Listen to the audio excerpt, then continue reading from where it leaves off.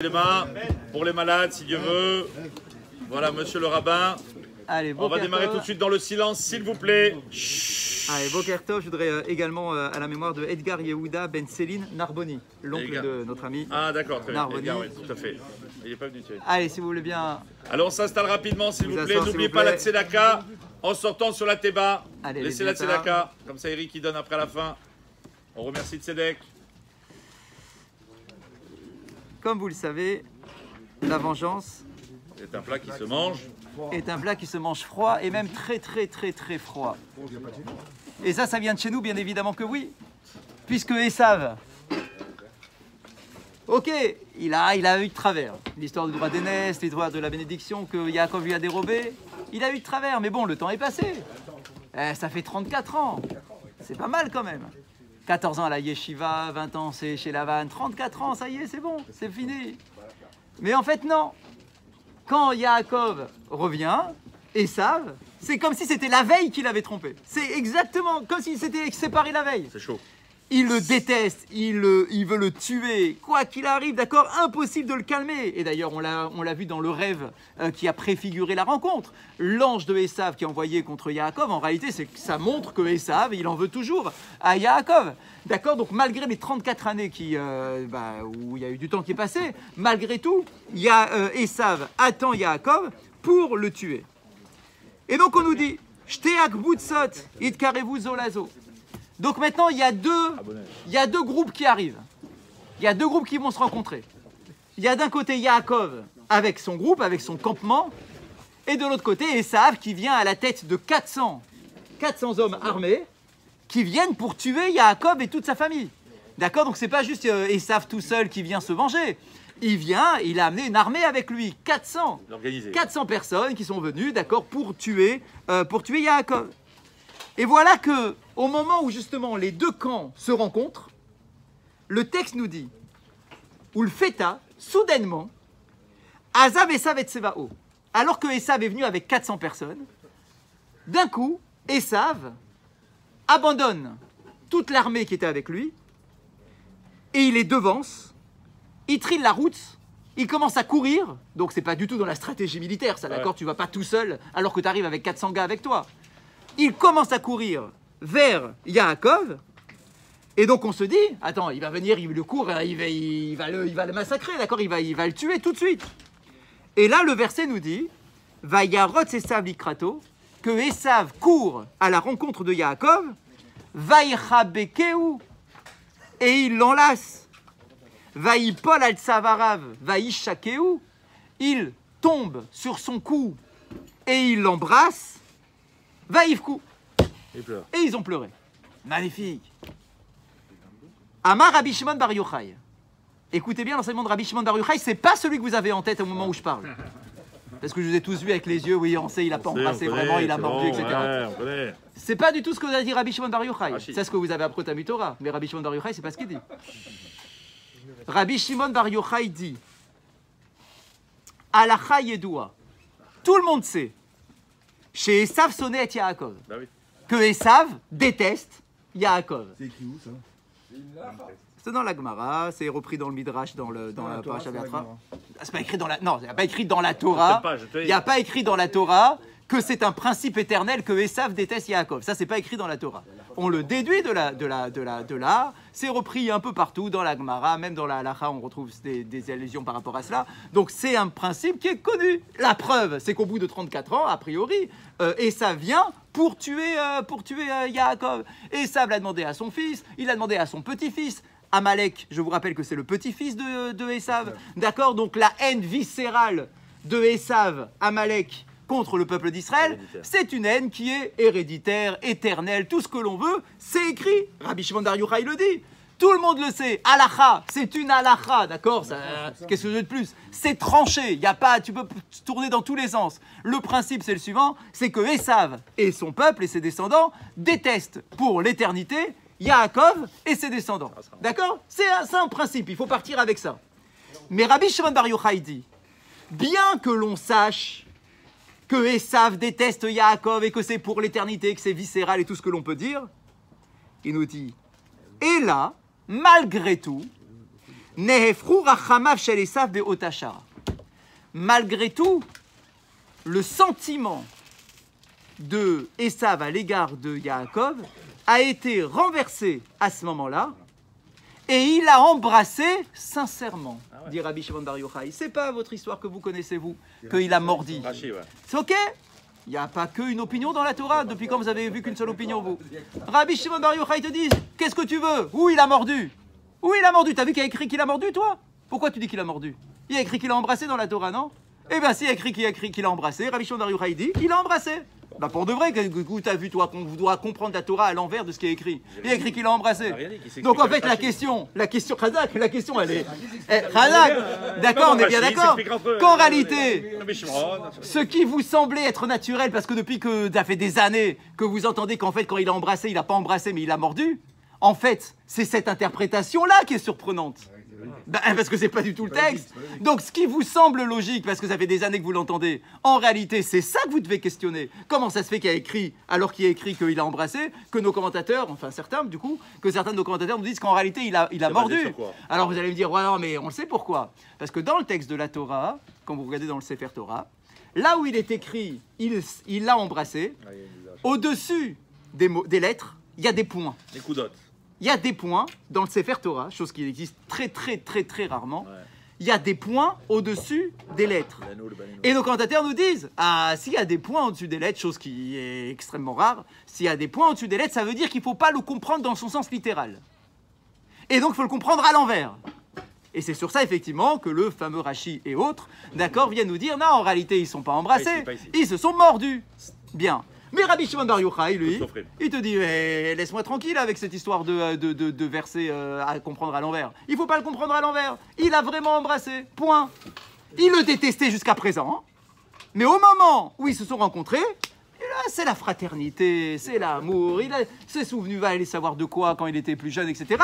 Il a embrassé pour de vrai, nous dit Rabbi Shimon Bar Yochai. Et vous pensez qu'on vient avec une armée de 400 personnes pour embrasser... Non, mais non, Rabbi Shimon Bar Yochai te dit, non, Rabbi Shimon Bar Yochai te dit, quand je suis venu avec les 400 que j'ai mobilisés, etc., j'avais l'intention de tuer, j'avais pas l'intention d'embrasser, mais au dernier moment, quand je l'ai vu, là, l'émotion, un coup d'émotion. D'accord, un coup d'émotion, ma vie a été, voilà, il y en a des gens comme ça, d'accord, en un instant, c'est plus les mêmes, d'accord. Et donc du coup, d'après Rabbi Shimon Bar Yochai, c'est le pshat, et c'est le pshat, c'est tout, il a embrassé, et il a embrassé. Et donc il dit, donc j'ai bien dit la phrase, Rabbi Shimon Bar Yochai, il dit pas qu'à partir de là, Esav ne va plus détester Yaakov pour l'éternité. Le principe, c'est toujours le même, Esav déteste Yaakov sur le fond, et pour la suite aussi, mais à ce moment-là, d'accord, il y a eu quelque chose qui s'est passé dans sa tête. D'accord, il a vu son frère, allez savoir pourquoi. Il a pleuré et il a embrassé sincèrement. Unchako bechol libo, dit Rabbi Shimon Bar Yochai. Il a embrassé de tout son cœur, donc totalement sincèrement. Et donc la question qui pose ici maintenant est de savoir comment c'est possible. C'est un peu votre question. Ah, Razak, comment tu peux changer en un instant, hein? Tu le détestes à mort, ça fait 34 ans que tu rumines. Ouais, mon frère, il m'a volé. À cause de lui, j'ai plus mon droit d'aînesse. J'ai perdu les bénédictions de mon père. 34 ans, d'accord, ça a bien mijoté hein, en 34 ans. D'accord, donc là, comment, en un instant, du coup, il arrive à le renverser? Ah, 2 minutes. Achi Rotseya, Sheyadav Megoalot Beda. Ce Esav-là, c'est pas un petit... sensible. D'accord, c'est pas un petit gars, d'accord, un peu fragile. Dès qu'il voit quelque chose, il commence à pleurer, machin. C'est Esav. Esav, c'est un chasseur, c'est un meurtrier, c'est un débauché, c'est tout ce que tu veux. D'accord, donc on peut pas nous dire maintenant, oui, non, mais t'as vu, en fait, il est un peu sensible, ce Esav, d'accord, il est mignon, quoi. D'accord, pas du tout. Esav, c'est un sanguinaire. On nous dit c'est un sanguinaire, on le décrit, d'accord, comme étant ses mains qui coulent, sur lesquels coule du sang en permanence. C'est Edom, c'est le rouge, c'est le gars que tu peux pas, voilà, Razak, sanguin, que tu peux pas contrôler. Alors il nous dit, Lo shamanu altofa akazo, on n'a jamais entendu. Afilu beskeme shalom, même lorsqu'il y a des accords de paix entre deux peuples qui se détestaient à mort, même quand il y a des accords de paix. Bon, des fois, c'est un peu tiré par les cheveux, quoi, l'accord de paix. Ah, d'accord, parce qu'on a négocié, on a des trucs, machin, mais de quoi en arriver à s'embrasser de tout notre cœur aussi rapidement? C'est un peu difficile. qu'est-ce qui s'est passé? La réponse, elle est là, enfin, une des réponses. Ka'asher itrachesh hamifgash.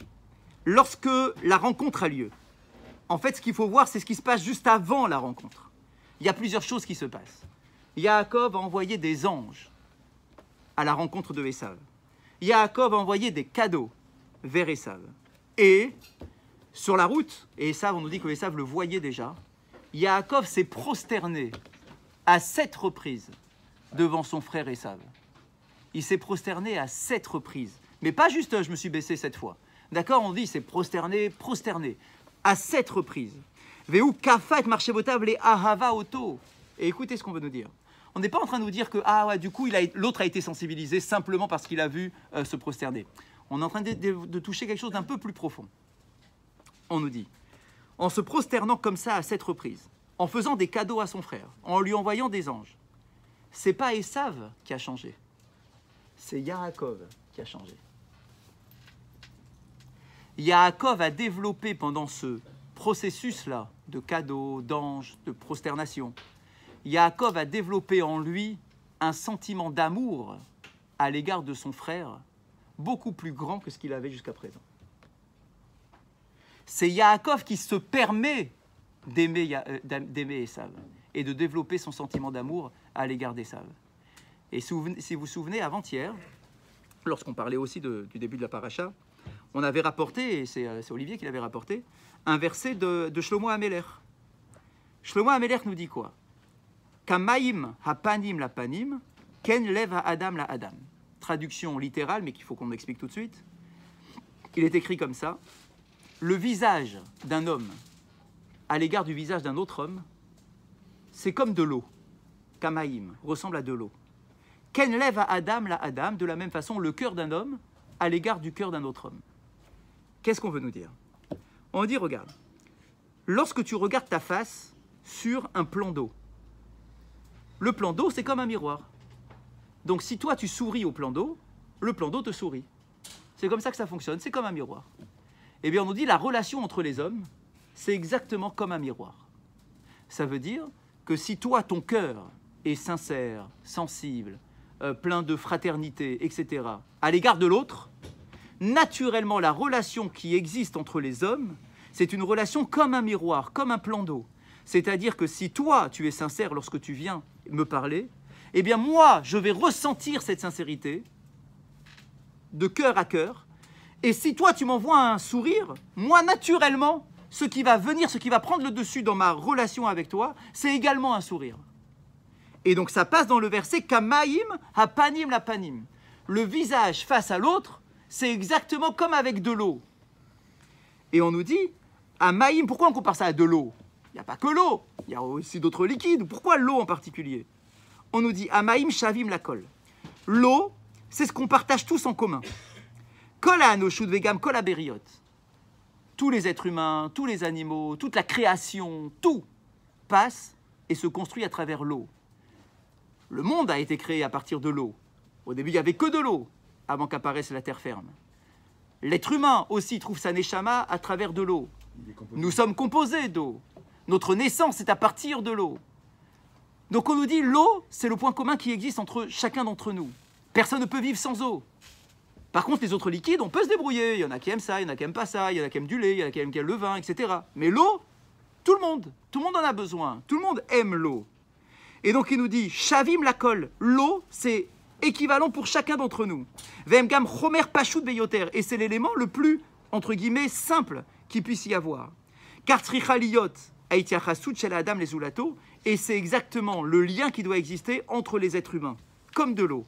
Chalaka, pshuta, yeshara, simple, lisse, droite, pas tortueuse. L'eau murkevet velo pétal tula, pas de coup tordu, pas de vis, rien, quelque chose de simple. Et donc on nous dit que Yaakov, c'est lui qui fait en sorte que Esav change. C'est pas que Esav il a changé, c'est que Yaakov s'est tellement transformé et il vient tellement avec un cœur qui est sincère et il a envie de recréer le lien avec son frère. Il est tellement sincère que Esav le ressent naturellement sans rien. Il le ressent et du coup ça a un effet sur lui. si toi tu viens avec tout ton cœur pour me rencontrer, alors moi, Esav, je suis exactement comme de l'eau, je suis comme un miroir, sans même le vouloir, sans rien contrôler. Je ressens ça, et du coup, c'est ça que je mets en exergue lorsque l'on se rencontre et lorsque l'on se retrouve. Et donc il nous dit, Kamaïm, comme de l'eau. Et il termine en disant, Maïm, Efchar likroga misofa litrilata. Le mot Maïm, qui est utilisé dans le verset, c'est ce qu'on appelle en français un palindrome. Un palindrome. C'est quoi le palindrome? C'est un mot qu'on arrive à lire dans les deux sens, de la même façon. Ça existe en français, il y en a plein en français. Un que j'ai cherché ce matin. Bah oui, je sais, je vais vous appeler quelque chose. Le plus beau, le plus simple qui, à mes yeux, est le plus beau des palindromes, c'est le mot rêve. R-E-V-E, rêver, R-E-V-E-R, d'accord? Rêver dans les deux sens, d'accord? Le verbe rêver, d'accord? Il se lit dans les deux sens. En français? Et bien en hébreu, maïm. Nathan, il y en a plein des mots comme ça, des palindromes. Maïm, même, yud, même, dans les deux sens tu peux lire maïm. Et on dit, tiens, c'est marrant quand même, pourquoi dans ce verset-là, on a utilisé l'eau, donc on a dit l'eau parce que c'est la boisson qu'on partage tous de la même façon, d'accord? Mais on dit encore quelque chose d'autre. Maïm, c'est dans les deux sens. C'est dans les deux sens. La relation avec l'autre, ça doit être dans les deux sens. D'accord? Il n'y a pas de tromperie, il n'y a rien de tordu, il n'y a rien de travers. D'accord? Je suis sincère avec toi, j'attends rien. D'accord, j'attends rien, j'attends, je te donne, toi tu me donnes. D'accord, c'est Maïm, ça va dans les deux sens. Donc on nous dit, ce n'est pas Esav qui a changé, c'est Yaakov qui s'est transformé. Il a encore plus développé son sentiment d'amour à l'égard de son frère. Et du coup, Kamaïm, comme de l'eau, l'autre a ressenti ça. C'est pas, d'accord, ça ne se calcule pas, c'est pas quelque chose de palpable, mais c'est quelque chose qu'on ressent. Et donc du coup, naturellement, l'autre, à ce moment-là, a ressenti de l'amour à l'égard de son frère. Ça n'a pas duré longtemps. Mais à ce moment-là, il y a eu quelque chose. Et donc, du coup, Esav, d'après Rabbi Shimon Bar Yochai, vient embrasser son frère sincèrement. À la fin du jour. Il y a un petit clin d'œil aussi d'Hachem sur Maïm. C'est que quand on voit la structure chimique de l'eau, H2O, il y a deux grosses molécules d'hydrogène et une petite molécule d'oxygène. Et quand on voit la façon d'écrire Maïm, il y a deux grosses lettres, même, et il y a le petit I de milieu. Voilà, c'est un petit clin d'œil. Radak. À la fin du jour. Amir Cohen qui dit ça. Radak. À la fin du jour. On est toujours sur les bracha acharona. La bracha acharona, on a dit qu'il faut manger un kazaït. Il faut manger 30 grammes. Si tu n'as pas mangé 30 grammes, laisse tomber, tu n'as pas de bracha. D'accord, tu te lèves et tu es tranquille. Hier, on a dit, Bria. si c'est une bria, si c'est un fruit entier, quand on dit fruit entier, c'est vraiment entier. D'accord, ça veut dire, par exemple, Razak, un grain de grenade que tu manges entier. Mais pas un raisin, parce que le raisin, soit tu enlèves les pépins, soit quand tu l'as arraché de la grappe, il y a un petit morceau qui s'est détaché, etc. D'accord? Donc quand on dit bria, c'est un aliment entier, mais que tu manges tel quel. Ok. Là, ce matin, on rajoute. Kol miné amaachalim, tous les aliments en question, mitztarfim, ça s'additionne lorsque tu manges plusieurs aliments. Est-ce qu'il faut manger 30 grammes de chaque aliment? On dit, bah non, tu ne manges pas 30 grammes de chaque aliment pour arriver à faire la bracha harona. On dit mitztarfim, tout s'additionne. Shaochel chatzi zaït mimin ma'achal echad, va chatzi zaït nosaf mimin ma'achal acher, chayav levrer bracha harona.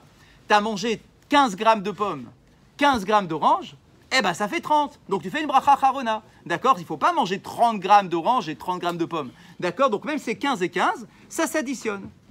Maintenant on nous dit, Aochel shiu chatzi zaït miperi atamar shiu mishivat aminim, veju chatzi zaït nosaf me anavim shem gam mishivat aminim, arem mitztarfim. Mais comme vous l'avez appris depuis que vous êtes au CP, pour faire une addition, il faut qu'on puisse additionner les choses qui se comparent, qui se ressemblent. Exactement, d'accord? Donc il nous dit ici, c'est exactement pareil dans la halacha. Si toi tu as mangé un demi, d'accord, donc 15 grammes, tu as mangé 15 grammes d'un des fruits qui a fait la gloire d'Eretz Israël. Par exemple, 15 grammes de dattes. Et que tu as mangé 15 grammes d'orange, ça ne s'additionne pas. Ça ne s'additionne pas. Par contre, si tu as mangé 15 grammes d'olive et 15 grammes de dattes ou de figues, enfin des fruits qu'a fait la gloire d'Israël, ça s'additionne. D'accord? C'est comme ça que ça fonctionne. Et de la même façon, entre les pommes et les oranges, 15 et 15, ça s'additionne. Mais il faut que ça soit dans la même catégorie. Non, c'est pas ce que j'ai dit. C'est pas ce que j'ai dit. Dans la catégorie, Radak, dans ce que j'appelle catégorie, c'est catégorie par rapport au degré de sainteté de l'aliment. Achal, shiu chatzi zaït mimin sheu mishivat aminim, ve shiu chatzi zaït mimin ma'achal sheenu mishivat aminim. Alors écoutez ça maintenant. Écoutez bien. Si j'ai mangé 15 grammes de dattes, donc un des fruits d'Israël, et 15 grammes de pommes, qui n'est pas un des fruits d'Israël. Alors vous allez dire, bah, ça ne s'additionne pas. En fait, la halakha est un peu plus précise. Ariam itztarfim, ça s'additionne d'une certaine façon. Tu dois quand même faire une bracha acharona, mais la bracha acharona de Boré Nefashot, pas la bracha acharona de Ben Shalosh. Ah ouais, c'est ça. C'est sur ce point-là que ça s'additionne pas. Tu peux pas l'additionner dans son niveau haut de bénédiction. Vous savez ça? Mais par contre, tu peux l'additionner. C'est juste Boré Tu Nefashot. dois l'additionner dans la catégorie basse. Donc ça fait quand même un Boré Nefashot cette histoire-là. Donc toi, tu as mangé 30, d'accord? Donc 30, c'est normalement une bracha acharona. Ah oui. Alors, mais laquelle? J'ai mangé 15 d'un fruit d'Israël et 15 d'un fruit normal. D'accord? Mais c'est pas la même bracha acharona. C'est ça. Dans ce cas-là, on va au plus bas. Et donc, on fera la bracha de Boré Nefashot. Kemochen, de la même façon. Au plus bas, bien sûr. Aochel chatzizait pat. Vachatzizait mimin ma'achal acher. Shibechato achona hi Boré Nefashot. Écoutez ça. Celui qui mange 15 grammes de pain, et 15 grammes de viande, il a s'est fait un petit mélange comme ça, d'accord? Le problème, c'est quoi? C'est que le pain, normalement, c'est Birkat Amazon. Exact. La viande, c'est Boré Nefashot. Mais j'ai pas mangé 30 grammes, ni de l'un ni de l'autre. C'est seulement en additionnant que j'arrive à 30 grammes. Arehem itztarfim, ça oui, ça s'additionne. Mais du coup, je fais quoi comme bracha? Boré Nefashot. La bracha qui est la plus basse. Pas Birkat Amazon. Parce que pour faire le Birkat, il faut 30 grammes de pain. Si t'as pas mangé 30 grammes de pain, mais que tu as quand même mangé 30 grammes en additionnant parce que tu as mangé une salade à côté, tu feras la bracha la plus basse, c'est-à-dire celle sur la pomme ou le morceau de viande, Boré Nefashot. Oui, bien sûr, verre d'eau, c'est Boré Nefashot. N'oubliez pas la tzedaka en sortant. Le Pain et gâteau, à mon avis, sera à la mechia. T'additionnes sur à la mechia.